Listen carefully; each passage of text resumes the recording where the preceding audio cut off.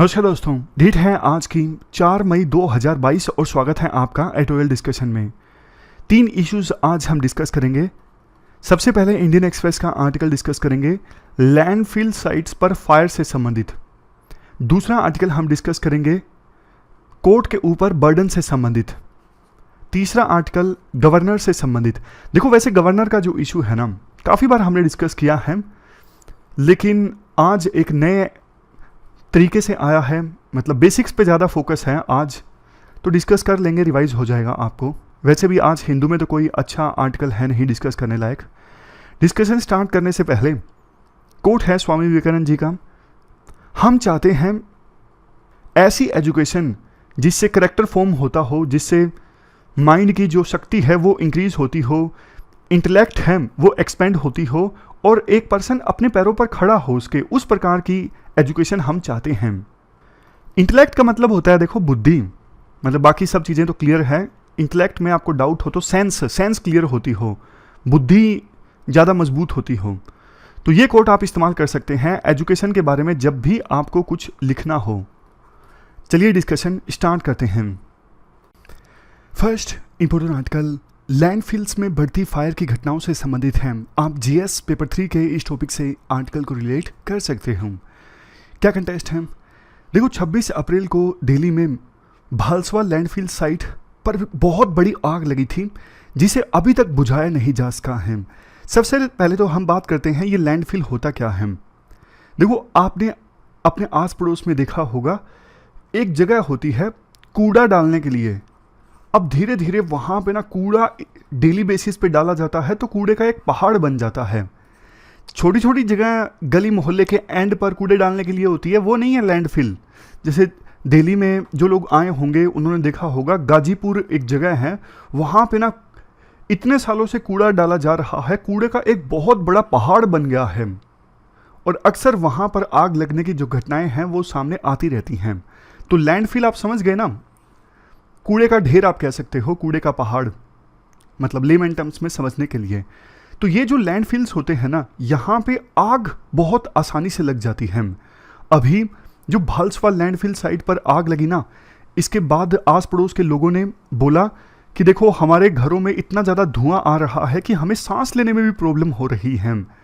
उन्होंने police complaint register की है और दिल्ली सरकार ने भी दिल्ली पोल्यूशन कंट्रोल बोर्ड को कहा है कि आप नॉर्थ दिल्ली सिविक बॉडी पर 50 लाख रुपए का फाइन लगाइए, क्योंकि उन्होंने अपनी ड्यूटी में कोताही बरती और वो यहाँ पर आग को प्रिवेंट नहीं कर सके। देखो, ये सब तो ना शॉर्ट टर्म मेजर्स हैं। अगर हम ये चाहते हैं फ्यूचर में लैंडफिल साइट्स पर आग ना लगे तो क्या किया जा सकता है, आग लगने के क्या नुकसान होते हैं, आग बुझाना क्यों मुश्किल है, वो सारे एस्पेक्ट्स हम एक एक करके डिस्कस करते हैं। वैसे देखो, यूएस एनवायरमेंट प्रोटेक्शन एजेंसी ने स्पेसिफिक गाइडलाइंस जारी की हैं कैसे लैंडफिल्स को क्रिएट किया जाए और कैसे मैनेज किया जाए। इंडिया में जो लैंडफिल्स है ना, वो new solid waste management rules 2016 के तहत मैनेज हो रहे हैं। ये प्री के लिए इंपॉर्टेंट है। अगर यूपीएससी पूछे प्री में कि लैंडफिल्स कौन से रूल्स के तहत मैनेज होते हैं, तो new solid waste management rules. लेकिन देखो, बहुत सारी साइट्स हैं, जैसे भालसवा ये लैंडफिल वाली साइट ही आप मान लीजिए, ये ना इन रूल्स को मानती नहीं है। मतलब जो भी बॉडीज इन लैंडफिल्स को मैनेज करती हैं ना, वो प्रॉपर रूल्स के तहत नहीं करती हैं। जैसे ये जो new solid waste management rules 2016 है ना, इनके अनुसार कोई भी लैंडफिल साइट जो है ना, वो रिवर से 100 मीटर के दायरे में नहीं हो सकती, किसी तालाब के 200 मीटर के दायरे में नहीं हो सकती, दूरी होना होगा। उसी प्रकार से हाईवे से 500 मीटर की दूरी पर कम से कम लैंडफिल साइट होनी चाहिए। Even habitation, public park, water supply wells, इनसे भी कम से कम 500 मीटर की दूरी तो होनी ही चाहिए। और एयरपोर्ट, एयरबेस से कम से कम 20 किलोमीटर की दूरी होनी चाहिए। लेकिन ये जो भालसवा लैंडफिल साइट है ना, जिस पर हाल ही में आग लगी, ये तो बिल्कुल भालसवा लेक के नज़दीक है, किनारे पर ही है, आप यूँ मान लीजिए। ये देखिए, रिसेंट में कौन सी लैंडफिल में फायर की घटनाएं घटी हैं। गाजीपुर लैंडफिल फायर लगी 28 मार्च को, 50 घंटे के बाद आग बुझाई जा सकी। फालसवा की तो हमने बात की ही, 26 अप्रैल को आग लगी थी, अभी तक पूरी तरह से नहीं बुझाई जा सकी है। चेन्नई में जो पेरुनगुडी डंप यार्ड फायर है ना, ये भी लगी थी 27 अप्रैल दोपहर को। इसके बाद दादू माजरा लैंडफिल फायर, ये चंडीगढ़ में है, ये 15 अप्रैल को लगी थी।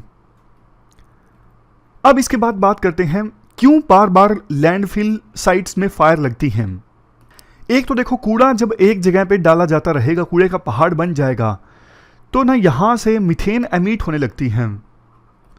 तो मीथेन आपको पता है ज्वलनशील गैस है, हाईली फ्लेमेबल है, आग जल्दी से लग जाती है। तो मीथेन रिलीज होती है। जो कूड़ा चुगने वाले होते हैं ना, कई बार वो वहाँ पे बैठ के बीड़ी सिगरेट पीने लगते हैं, तो बीड़ी सिगरेट जल्दी छोड़ देते हैं, तो आग बहुत जल्दी फैल जाती है। इवन हीट वेव्स के कारण भी आग जल्दी लग जाती है। आजकल आपको पता है कितनी ज़्यादा गर्मी है।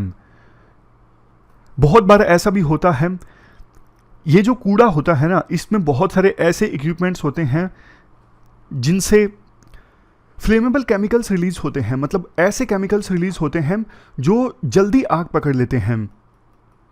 अब बात करते हैं प्रॉब्लम्स क्यों आती हैं आग बुझाने में। चलो मान लिया एक बार आग लग गई, ऐसा क्यों कि 26 अप्रैल को आग लगी और इवन 8-10 दिनों के बाद अभी भी आग लगी हुई है, बुझाना मुश्किल साबित हो रहा है। देखो, ये जो साइट्स होती हैं ना, ये बहुत मैसिव साइट्स होती हैं। जैसे गाजीपुर कूड़े का पहाड़ है, बहुत बड़ा है, और आग एक जगह पे नहीं लगती, मल्टीपल पॉइंट्स पर लगती है। तो इतना बड़े स्केल पर कांस्टेंट वाटर की सप्लाई उपलब्ध नहीं हो पाती, और कूड़े का जो ढेर है वो इतना सॉलिड नहीं है ना कि जो आग बुझाने वाले हमारे पर्सनल हैं वो उसके ऊपर आसानी से चढ़ जाएं और आग बुझा सकें। डर लगता रहता है कहीं ये कूड़े का पहाड़ जो है वो ढह ना जाए। ये सब प्रॉब्लम्स आती हैं आग बुझाने में। अब बात करते हैं आग जब लग जाए इससे प्रॉब्लम्स क्या होती हैं। सबसे पहले है इन्वायरमेंटल इम्पैक्ट। देखो, जब आग लगेगी इतना काला धुआं निकलेगा, बहुत सांस लेना भी मुश्किल हो जाएगा। आसपास के लोगों के लिए बहुत बड़े स्केल पे ग्रीन हाउस गैसेस का एमिशन होगा। हेल्थ इम्पैक्ट, आस पड़ोस में जो लोग रहते हैं उनकी हेल्थ पर काफ़ी नेगेटिव इम्पैक्ट पड़ता है। जैसे आँखों में खारिश होती है, सांस लेने में दिक्कत आती है, गला भरा आता है। नेक्स्ट है ट्रांसपोर्टेशन। जैसे ये जो चेन्नई की साइड थी ना, पिरुनगुड़ी, यहाँ पर आग लगी, ये हाईवे के नज़दीक है, तो उस हाईवे पर तो व्हीकल्स चलने भी मुश्किल हो गए, इतना काला धुआं हो गया था। तो एक्सीडेंट की संभावना भी हो जाती है पुअर विजिबिलिटी के कारण। नेक्स्ट है स्कूल क्लोजर। अब देखो, उस साइड के आसपास जो स्कूल हैं वो उनको भी बंद करना पड़ता है, क्योंकि बच्चे बेचारे छोटे उस साइड के आसपास आएंगे, धुएं वाली हवा में सांस लेंगे, तो उनकी हेल्थ पर भी नेगेटिव इम्पैक्ट पड़ता है, इसलिए स्कूल्स को बंद करना पड़ता है। ये तो हमने डिस्कस कर ही लिया कि आग बुझाना क्यों मुश्किल है। अब बात करते हैं कैसे इस समस्या को टैकल किया जा सकता है, क्यों लैंडफिल्स को अच्छे से मैनेज करना जरूरी है। सबसे पहली चीज, देखो, लैंडफिल्स के ना इकोनॉमिक बेनिफिट्स भी होते हैं। हमारे देश में 48 रिकॉग्नाइज्ड लैंडफिल साइट्स हैं जिन्होंने 5000 एकड़ ऑफ लैंड को घेरा हुआ है, और इनसे 1 लाख करोड़ की कीमत की चीज़ें निकाली जा सकती हैं। जैसे मीथेन को कैप्चर करके उसको एनर्जी के तौर पे इस्तेमाल करना, वेस्ट को मैनेज करके उसमें से काम की चीज़ें निकालना। वेस्ट का हमेशा पोटेंशियल रहता है, ये तो आपको भी पता है। Next, over capacity of landfills. जो आज के समय में हमारे देश में लैंडफिल की साइट्स है ना, वो अपनी कैपेसिटी से बहुत बढ़ गई हैं। इवन जो दिल्ली की सबसे पुरानी गाजीपुर लैंडफिल साइट है ना, और मुंबई में एशिया का लार्जेस्ट डंपिंग ग्राउंड डियोनार, ये ना अभी भी वेस्ट को इकट्ठा कर रहे हैं, जबकि सुप्रीम कोर्ट ने कहा था कि अब बस बंद कर दो इनको, ये इनकी कैपेसिटी पूरी हो चुकी है, बावजूद इसके यहाँ पे कूड़ा गिरा जाता है। नेक्स्ट, इनको इसलिए भी एड्रेस करना जरूरी है क्योंकि जो अनट्रीटेड वेस्ट है ना, इससे इन्वायरमेंट काफ़ी पोल्यूट होता है, और ये जो वेस्ट मटेरियल होता है ना, कूड़े का ढेर, यहाँ से ना लीचेट निकलता है। लीचेट मतलब काले रंग का एक लिक्विड जो सोइल को कंटामिनेट करता है, ग्राउंड वाटर को कंटामिनेट करता है। नेक्स्ट, डिजास्टर भी कभी हो जाते हैं, जैसे अभी इतनी बड़े स्केल पे आग लग गई क्योंकि मीथेन इमर्ज होती रहती है जिससे आग लग जाती है। और हेल्थ इम्पैक्ट का तो हमने डिस्कस किया ही, सांस लेने में दिक्कत आती है स्मोक की वजह से। और ये जो कूड़े का ढेर होता है ना, यहाँ पे कई सारे जो बैक्टीरियाज या फिर मच्छर वगैरह है ना, वो पलते रहते हैं, जिससे मलेरिया डेंगू फैलने का भी खतरा रहता है। अब सबसे लास्ट में बात करते हैं कि ये इतनी सारी लैंडफिल साइट्स हमारे देश में क्यों इमर्ज हो रही है। सबसे पहली चीज़, देखो, प्लास्टिक की डिमांड काफ़ी ज़्यादा बढ़ गई है। अब प्लास्टिक काफ़ी ज़्यादा यूज होने लगा है, तो कूड़े में प्लास्टिक आएगा, अब उसको फेंकना भी जरूरी है, कहीं ना कहीं तो उसको फेंका जाएगा ना, क्योंकि वेस्ट मैनेज करने की कैपेसिटी हमारे देश में इतनी है नहीं। कई बार करप्शन बहुत ज़्यादा होता है, लोकल लेवल पे जो ऑफिशियल्स होते हैं एमसीडी वगैरह के, वो रिश्वत ले लेते हैं, गार्बेज माफिया के साथ मिलकर काम करते हैं। हमारे देश में ना अभी सिर्फ 1604 सॉलिड वेस्ट मैनेजमेंट के प्लांट्स हैं वेस्ट को ट्रीट करने के लिए। इनफ नहीं है, वेस्ट ज़्यादा जनरेट होता है, वेस्ट को ट्रीट करने के लिए प्लांट्स कम हैं। तो क्या स्टेप्स उठाए जा सकते हैं? सबसे पहले तो जो ऑफिशियल्स गार्बेज माफिया के साथ मिलकर काम करते हैं ना और कूड़े का ढेर को बढ़ने देते रहते हैं सुप्रीम कोर्ट के ऑर्डर के बावजूद, उनके खिलाफ कार्रवाई की जाए, ताकि एक धारणा सेट हो कि अगर हम ड्यूटी में कोताही बरतेंगे तो कार्रवाई होगी। नेक्स्ट, स्टेट गवर्नमेंट्स को ना लोकल बॉडीज को फंड देने चाहिए ताकि वो बड़े लैंडफिल्स को आसानी से मैनेज कर सकें। जब उनके पास फंड नहीं होता तो इसलिए वो कूड़े का पहाड़ को अच्छे से मैनेज भी नहीं कर पाते। नेक्स्ट, स्टेट्स को ना बेस्ट प्रैक्टिसेस को सीखना चाहिए। जैसे दिल्ली सरकार एग्री हो गई है कि मुंबई में जो लैंडफिल साइट है ना, वहाँ पे कैसे मैनेज किया जा रहा है, कैसे मीथेन को कैप्चर किया जा रहा है, वो सब चीज़ें हम भी सीखेंगे ताकि दिल्ली में जो लैंडफिल साइट्स हैं उनको अच्छे से मैनेज किया जा सके। उसी प्रकार से मुंबई को कुछ सीखना पड़े तो वो दिल्ली से सीख ले। आपस में स्टेट गवर्नमेंट्स को ना एक दूसरे से सीखना चाहिए। नेक्स्ट, इंडिया को ना स्किल्ड और ट्रेंड प्रोफेशनल्स की आवश्यकता है जो पूरी की पूरी वेस्ट मैनेजमेंट चैन को मैनेज कर सकें, मेंटेन कर सकें। जब से घर से जो वेस्ट निकलता है और चैन में आखिर तक जब तक वेस्ट मैनेज होता है, मतलब डिस्पोज होता है या फिर रिसाइकल होता है, तब तक बीच में जितने भी स्टेप है ना, सबको मैनेज करने के लिए हमारे देश में स्किल्ड और ट्रेंड प्रोफेशनल्स होने चाहिए। नेक्स्ट, सॉलिड वेस्ट मैनेजमेंट और प्लास्टिक वेस्ट मैनेजमेंट रूल्स का अच्छे से इंप्लीमेंटेशन होना जरूरी है। सिर्फ रूल्स आने से काम नहीं चलेगा, लेकिन जैसा हमने शुरुआत में डिस्कस किया, भालसवा जो लैंडफिल साइट है ना, लेक के बिल्कुल कोने पे है, जबकि होनी नहीं चाहिए सॉलिड वेस्ट मैनेजमेंट रूल्स के अकॉर्डिंग। सबसे लास्ट में सर्कुलर इकोनॉमी के आइडिया पर बल देने की आवश्यकता है। सर्कुलर इकोनॉमी में ना चीज़ों के रीयूज और रिसाइकलिंग पे फोकस होता है। अगर सर्कुलर इकोनॉमी चलन में आएगी ना, इतना ज़्यादा वेस्ट जनरेट होगा ही नहीं, चीज़ों को फिर से रिसाइकल करके रीयूज किया जा सकेगा। तो ये हमने पूरा आर्टिकल डिस्कस किया लैंडफिल साइट्स पर फायर से संबंधित। चलते हैं आगे। इसके बाद नेक्स्ट आर्टिकल कोर्ट के ऊपर केसेस की पेंडेंसी और केसेस के बर्डन से संबंधित है। आप जीएस पेपर 2 के इस टॉपिक से आर्टिकल को रिलेट कर सकते हो। क्या कंटेस्ट है? देखो, अभी हाल ही में ना चीफ जस्टिस और चीफ मिनिस्टर्स की मीटिंग ऑर्गेनाइज हुई थी दिल्ली में, जिसमें प्रधानमंत्री मोदी और सेंट्रल गवर्नमेंट के दूसरे रिप्रेजेंटेटिव्स ने भी पार्टिसिपेट किया था।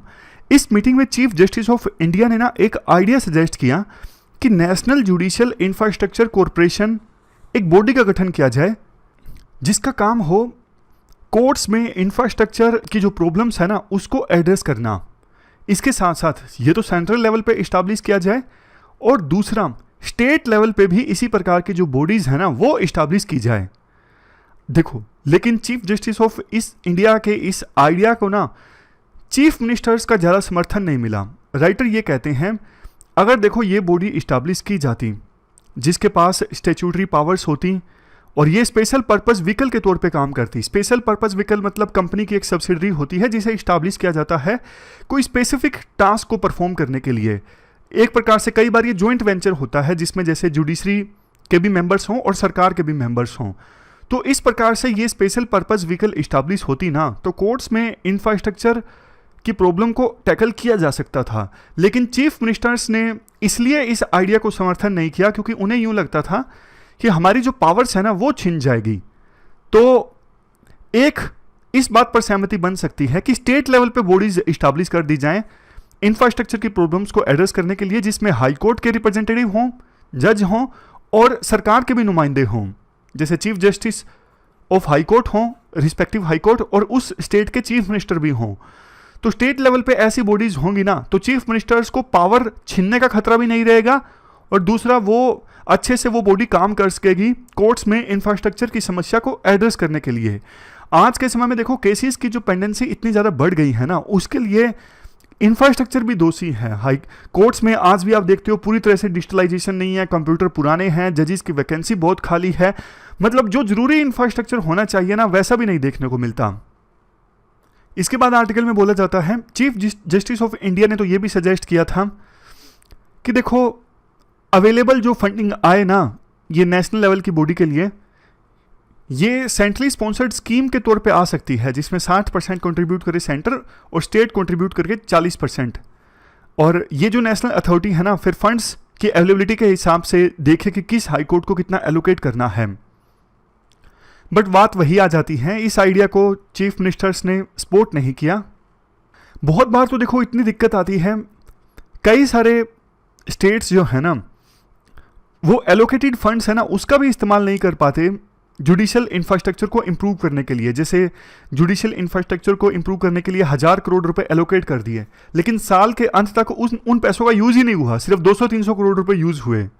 तो इसके लिए ना बहुत कोऑर्डिनेशन चाहिए अच्छे से हाई कोर्ट्स और रिस्पेक्टिव स्टेट्स के बीच, जैसे इलाहाबाद हाई कोर्ट और उत्तर प्रदेश सरकार के बीच। यूनियन लॉ मिनिस्टर किरण रिजिजू ने तो वादा किया कि सेंट्रल गवर्नमेंट अपनी असिस्टेंस देगी स्टेट्स को रिक्वायर्ड यानी जरूरी जुडिशियल इंफ्रास्ट्रक्चर क्रिएट करने के लिए, खास करके लोअर जुडिशरी के लिए। हाई कोर्ट्स में तो इंफ्रास्ट्रक्चर फिर भी थोड़ा ठीक है, लेकिन जो छोटी कोर्ट्स है ना, डिस्ट्रिक्ट कोर्ट्स, लोअर कोर्ट्स, वहां पे तो काफी बुरा हाल देखने को मिलता है। इसके बाद देखो एक और एस्पेक्ट की बात की जाती है। कभी आपने सोचा कि जुडिशरी में इतने केसेस पेंडिंग क्यों होते हैं? देखो कॉलोनियल टाइम में जो चीजें चली आ रही थी ना, वो आज भी चली आ रही हैं। कोई ना सिस्टमेटिक ढंग से सीरियसली सोचने को तैयार नहीं है। जैसे कई बार आपने देखा होगा, इवन ट्रैफिक लॉ वायलेशन के केसेस भी कोर्ट में जाते हैं। दूसरा, गवर्नमेंट कई बार एक्शन नहीं लेती या फिर ज्यादा एक्शन ले लेती है, जैसे या तो इंक्रोचमेंट की नहीं या फिर गलत इंक्रोचमेंट कर दी, वो सारे केसेस जाएंगे कोर्ट में। समझ रहे हो? मतलब बहुत सारे केसेस तो ना सरकार की वजह से आते हैं कोर्ट में, सरकार की गलतियों की वजह से। बहुत बार सरकार कोर्ट के ऑर्डर को इंप्लीमेंट नहीं करती, बहुत बार सरकार कानून बनवाती है असेंबली के थ्रू या फिर पार्लियामेंट के थ्रू, कोर्ट से पहले कंसल्ट नहीं करती। अगर पहले कंसल्ट कर लिया जाए तो वो फिर केस जाए ही ना कोर्ट में। तो ये छोटी छोटी चीजें हैं जिनको अगर एड्रेस किया जाए ना, तो जुडिशरी के ऊपर लिटिगेशन का इतना ज्यादा जो बर्डन है ना, वो कम किया जा सकता है। और इसके लिए ना रेगुलरली बात होनी चाहिए जुडिशरी और एग्जीक्यूटिव के बीच। अभी जो ये मीटिंग हुई ना चीफ जस्टिस और चीफ मिनिस्टर्स की, ये काफी अच्छी शुरुआत है। ये जो शुरुआत है ना, कोऑपरेशन का एक अच्छा इन्वायरमेंट तैयार करती है। तो जुडिशियल अपॉइंटमेंट्स हो, इंफ्रास्ट्रक्चर अपग्रेडेशन हो, केसेस की पेंडेंसी हो, ये सारे इश्यूज टैकल किए जा सकते हैं अगर जुडिशरी और एग्जीक्यूटिव मिल के काम करें इसी प्रकार से। तो ये हमने पूरा आर्टिकल डिस्कस किया।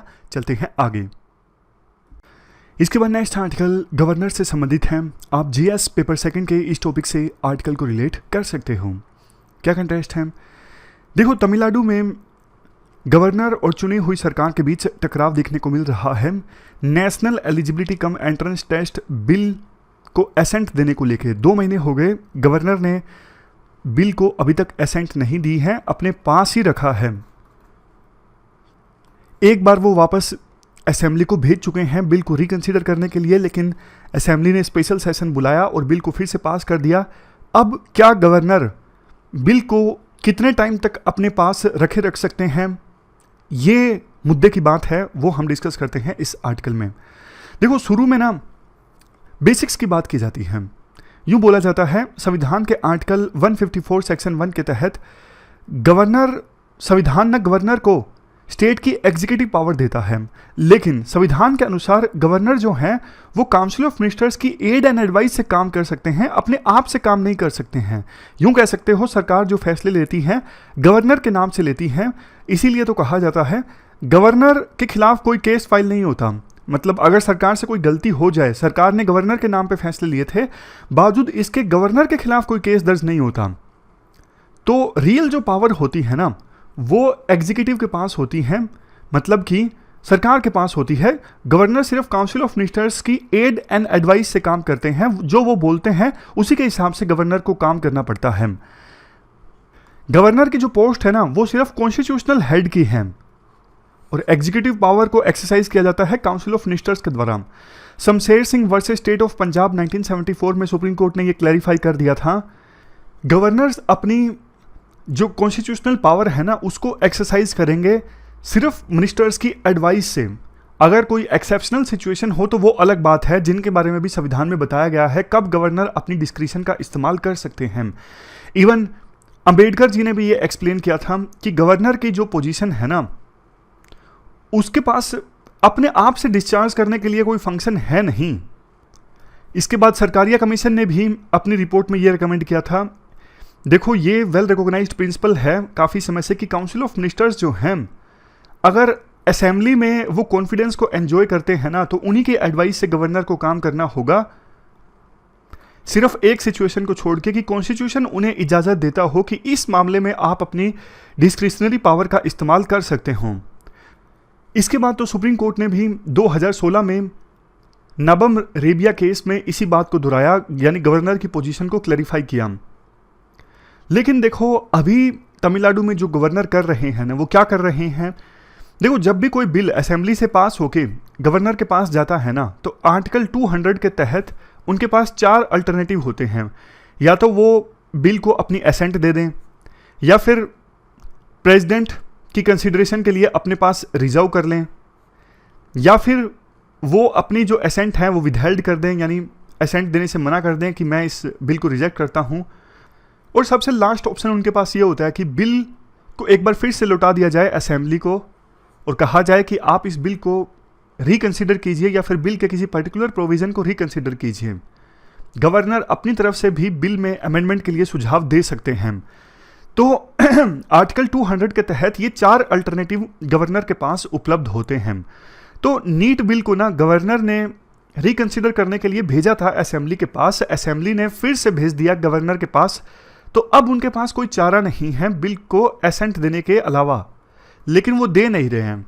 गवर्नर का ये कहना है संविधान ने मेरे ऊपर कोई टाइमलाइन नहीं रखी है कि आपको इतने दिनों के अंदर अंदर अपने ऑप्शंस को एक्सरसाइज करना है।